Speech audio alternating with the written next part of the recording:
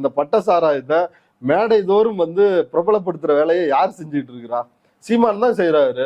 ஏய், நான்லாம் வந்து சின்ன பையலா இருக்கிறப்ப, குழந்தையா இருக்கிறப்ப சேனை தொட்டு சர்க்கரையை வைக்கல, எனக்கு வச்சதே வந்து சாராயம் தான்டா அப்படின்னு வாய்க்கிலேயே பேசுனது அந்த வாயா இல்ல வேற வாயா? இல்ல உலகத்திலேயேங்க 24 ஹவர்ஸும் வந்து ஒரு குடிகார கூட்டம் இன்னொரு புறம் மது விலக்க பேசுதுன்னா அது வந்து நாம் தமிழர் கட்சி தலைமை மட்டும்தான், வேற யாருமே கிடையாது.